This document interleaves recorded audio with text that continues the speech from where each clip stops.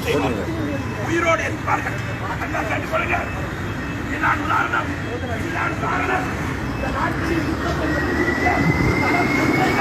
அவர்களோடு இருந்தால் தேச துரோகி அல்ல. நான் அவரோடு இருந்தால் அவர் நண்பர் கருணா. யார் சரியாய் செய்யவில்லை, தமிழ் மக்கள் சரியாய் செய்தால் தமிழுடைய போராட்டத்தை கொச்சப்படுத்திவிட்டு அவருடைய துறத்துக்கு போனான். கருணா தமிழர்களை கொண்டான், முஸ்லிம்களை கொண்டான், சிங்களவர்களை கொண்டான். இந்த கருணா உங்களுக்கு நண்பன், உங்களுக்கு தோழன். அதே நேரத்திலே இந்த நாட்டுடைய உரிமைக்காக போராடுகின்ற பிரபாகரனை தீவிரவாதி என்று குற்றவிட்டீர்கள். சொன்னால் பயம் என்று சொல்கிறீர்கள். அவனுக்கு ஒரு நீதி, உனக்கு ஒரு நீதியா? அவனுக்கு ஒரு நீதியா? 2 பேர் சண்டை பிடித்தால் சண்டை பிடிக்கும் போது இருவரும் சமன். யார் வீழ்ந்தானோ யார் வாழ்ந்தானோ நீதியை சரியா செய், நீதியை சரியா செய். எங்களுடைய மக்கள், நாங்கள் தமிழ் மக்கள், சிங்கள மக்களிலே நல்ல மக்கள் இருக்கிறார்கள். இனவாதம் பேசவில்லை. என்னுடைய ரத்தத்தை வெட்டினால் சிவப்பு ரத்தம் போடும். நான் அழுது விழுந்தால் அம்மா என்று அழுவேன், அம்மா என்று அழுவேன். என் தமிழ் மக்களுடைய எத்தனை பேர் வாரேன் வாரேன் என்றார்கள். ஒரு தரம் இல்லை, ஒரு தரம் இல்லை. மீடியாக்கள் இருந்து சொல்லி என்னை நிப்பாட்ட பார்க்கிறார்கள். 2 இடத்தினால் ஒழித்துக் கொண்டு செட்டை உலகத்திலிருந்து நான் வந்தேன். எனக்கு இந்த அநியாயத்தை பார்த்து கொண்டு இந்த மண்ணுக்கு மேலே இருக்கேன். ஆதி என்னை போடு, என்னை உள்ளுக்குள்ள போடு, சுகம் காடு, நீ அனுபவி, நீங்க நல்லா வாழுங்க. என்ற பொண்டாட்டி பிள்ளைகள் பசியில கிடந்தாலும் பரவாயில்லை. என்ற பிள்ளை என்று சொல்லித்தான் வந்திருக்கிறேன். உண்ட வாப்பா ஜெயில இருந்தாலும் பட்டின கிடந்தாலும் நீதி இருந்தால் இந்த சமூக காலத்தில் இனி ஒரு ஜனாதாவை ஏற்க விட மாட்டேன். இலங்கையில் எங்க வந்தாலும் நான் வருவேன். அந்த இடத்தில் இரிக்கப்படுகின்ற 2 ஜனாதாவோடு 3வது ஜனாதா என்னுடையது. ஏறி ஏறி உனக்கு எதிராக கரெக்டாத்தான் கொரோனா பாசிட்டிவ் சொல்லுவதானே. ஏறி எங்களுக்கு இந்த மண் வேணாம், எங்களுக்கு யாரும் நிம்மதியா இல்லை, இந்த மண்ணில யாருமே நிம்மதியா இல்லை. நீதமான அரசாட்சியை நடத்துங்க, நேர்மையை நடத்துங்க, என்னென்னமெல்லாம் செய்வீங்க யாரும் கேட்க முடியாது. கேட்டால் உங்களுடைய அதிகாரம். எனவே அன்பர்களே, உறவுகளே, உங்களுக்கு ஒரு நாள் தெரிய வரும். உங்களுடைய பிள்ளைகளை கொண்டு போய் மோச்சடியில் இருந்து பச்சை குழந்தையை எரிக்க புறப்படுகின்ற போது உனக்கு தெரியும். தாய்க்குரிய பிள்ளை தந்தை அழுகிறான், தந்தை தாய் அழுகிறான். இந்த நிறைவுகளை எனக்கும் உங்களுக்கு வந்துவிடக் கூடாது. எனவே இது சனம் சேர்க்கின்ற, கூட்டம் சேர்க்கின்ற, மற்றவர்களை குழப்புகின்றதல்ல. உரிமை. வீதிக்கு வர வைத்து விட்டீர்களே, வீதிக்கு வர வைத்து விட்டீர்களே, பயங்காட்டுகிறீர்கள். 10 பேர் அதிலே ரெடியாக இருந்தார்கள். சொன்னார்களாம், யாரோ போய் உங்களை எல்லாரையும் போய்விட்டார்கள், போய்விட்டார்கள். இதா ஜனநாயகம், இதா அடக்குமுறை. இந்த வழிகாட்டு இல்லையா? நாங்க ஒட்டு கேட்கிறோம், நாங்க ஒட்டு கேட்க இல்லை. நீங்கள் தயவு செய்து மௌத்தார்களை அடக்க விடுங்க. அதில் பெருமதி உங்களுக்கு தெரியாது. ஆமுதூர் வாரன்னு சொன்னார். இப்ப என்னோட ஐயர் வாரன்னு சொன்னார், ஃபாதர் வாரன்னு சொன்னார். அவங்கள்ட்ட கேட்டாங்களாம், நீங்க போறீங்க, ஓ அவரோட சேராதீங்க, அவனையும் சேர்த்து உள்ளுக்குள்ள போடுவோம். இப்படித்தான் எங்களை தனிமைப்படுத்தினார்கள், இப்படித்தான் தனிமைப்படுத்தினார்கள். எனக்கு இதுக்கு பிறகு என்ற கடமை, என்ற பொறுப்பு, நான் இன்றைக்கு தூங்குவேன், இன்றைக்கு நான் நிச்சயம் கொள்ளுவேன். அது எங்கே இருந்தாலும் பரவாயில்லை. என்னுடைய முதுகுடைய சுமத்தப்பட்ட இந்த அநியாயத்தை நான் தட்டி கேட்டு விட்டேன். என்னால் முடிந்ததை நான் செய்து விட்டேன். எனவே நாம் இதை உலகத்துக்கு, அரபிலும் எல்லா இடத்துக்கும் சொல்லியிருக்கிறோம். எனவே நான் இந்த தகவலை பதிவு செய்துவிட்டு மக்களே உற்சாகமாயிருந்தேன்.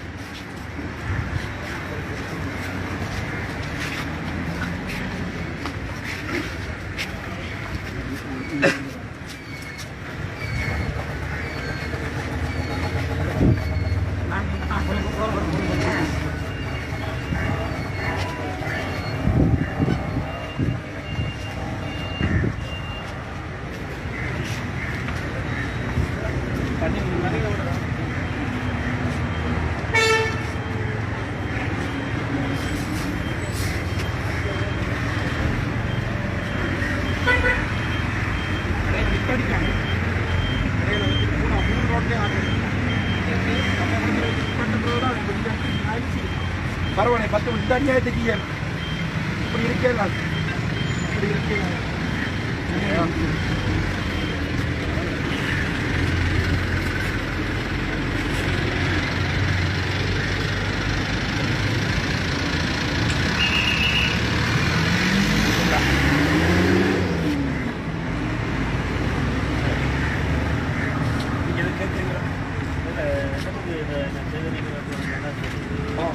நான் முனாஜித் மௌலவி, ஊர் செட்டிக்குளம். எங்களுடைய இந்த பகுதியுடைய தலைநகரம் மாவட்டத்தினுடைய தலைநகரம் வவுனியா இருக்கிற காரணத்தினால் இன்னும் இந்த வவுனியாவுக்கு இந்த கொரோனா பேஷண்ட் மதம் கடந்து யாரும் இன்னும் இறக்க இல்லை. அவர்கள் இறந்தால் அடக்க முடியுமான உரிமைகளை எரிக்க வைக்கிறார்கள். இது பக்கத்தில் எல்லா இடத்திலையும் நடந்து கொண்டு வருது.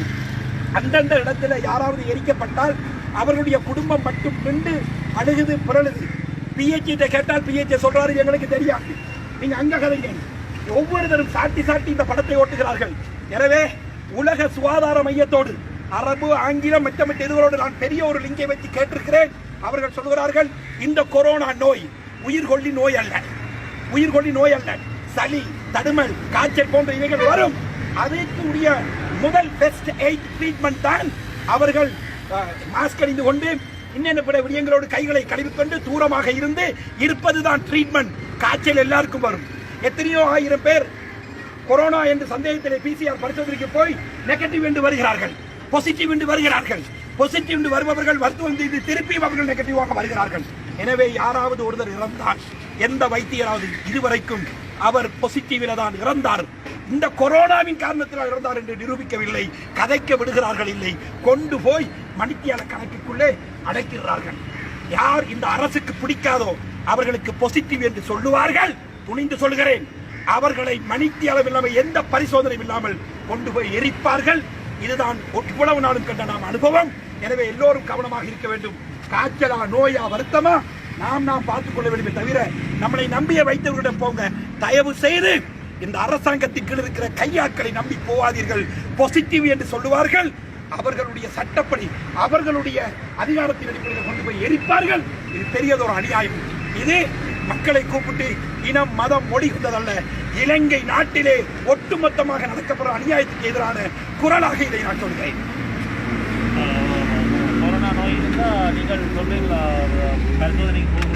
பரிசோதனைக்கு போங்க, போகலாம். அந்த கொரோனா என்று சொல்லக்கூடிய வைரசுடைய வீதத்தை காட்ட சொல்லுங்கள், ரிப்போர்ட்டை கேளுங்கள். மௌனமாக இருக்காதீங்க. நோயாளியோடைய மட்டும் கரைச்சி போட்டுக் கொண்டு அடக்காதீங்க. இன்னொரு வைத்தியரை நாங்கள் கூப்பிடலாம். வைத்தியர் இருக்கிறார், வைத்தியர்கள் இருக்கிறார்கள். மிக அண்மையிலே வைத்தியர்கள் வீதிக்கு வருவார்கள். இந்த பாசிட்டிவ் இருந்தால் அதனுடைய தாக்கம் எவ்வளவு இருக்கும், இது ஒரு பொழுதும் உயிரை கொள்ளாது என்று சொல்கிறார்கள். வேறு வேறு காரணத்தினால் தான் கிட்னி வருத்தத்தில், கேன்சரில் வயது முதிர்ந்து இறந்தவர்களுக்கும் பாசிட்டிவ் இருந்த காரணத்தினால் இந்த பட்டத்தை சூட்டுகிறார்கள். ஆனால் கொரோனா தான் கொன்றது கிடையாது. இலங்கையில் இறந்த ஒருதருக்கும் கொரோனா இல்லை, ஒருதருக்கும் இல்லை. டிபேட் பண்ணுவதா இருந்தால், விவாதம் சொல்றதா இருந்தால், நான் ஒரு மௌலவி, எனக்கு அந்த சட்டம் தெரியாமல் இருக்கலாம். ஆனால் வைத்திய துறையில PhD முடிச்ச பெரிய டாக்டர்ஸ்மார் இந்த வைத்திய அதிகாரிகளுக்கு பயந்து கொண்டு பின்னே இருக்கிறார்கள். அவர்கள் வருவார்கள், அவர்களுக்கு நிரூபித்து காட்ட சொல்லுங்கள்.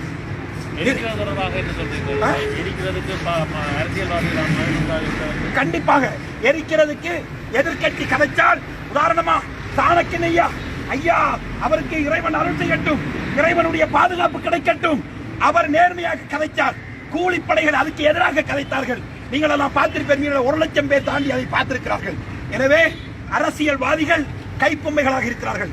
எதிர்கட்சி கதைத்தால் அவர்களுக்கு எந்த பிரச்சனையும் இல்லை, கேட்க மாட்டார்கள். ஆளும் கட்சிக்குள்ளும் நேர்மையானவர்கள் இருக்கிறார்கள். இன்ஷா அல்லாஹ் மிக விரைவில் வைத்திய சங்கத்தோடு அவர்கள் வெளியே வருவார்கள். எனவே எங்களுடைய வவுனியாவிலே, வன்னியிலே, இதில் இருக்கக்கூடிய மக்களிடத்தில் மிகவும் பணிவாக கேட்கிறேன். யாராவது ஒருவர், எந்த மதமாக இருக்கட்டும், யாராவது இருக்கட்டும், ஒரு ஏழை பாசிட்டிவ் என்று மரணித்து விட்டால், பச்சை குழந்தையாக இந்து சமயமா 11 வயசுக்கு கீழே அவர்களை அடக்க வேண்டும் என்றால் அவர்களுக்காக நான் உயிரோடு இருக்க வரைக்கும் குரல் கொடுப்பேன். ஒரு கிறிஸ்தவன் அவர்களுடைய முறைப்படி அடக்க வேண்டும், எரிக்க கூடாது என்றால் அந்த இடத்துக்கு நான் வருவேன். ஒரு முஸ்லிம் என்றிருந்தால் அந்த இடத்திலேயே நிற்பேன் என்ற தகவலை பதிவு செய்கிறேன்.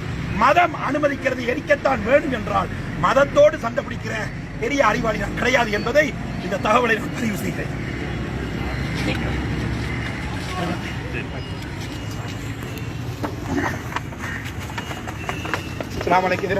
இதுவரைக்கும் வந்து நின்ற ஆக்களுக்கு உங்களை எல்லாருக்கும் நன்றி. அல்லாஹ் ரஹ்மத் செய்வான். இறைவனுடைய அருள் இருக்கும். போயிட்டு வாங்க.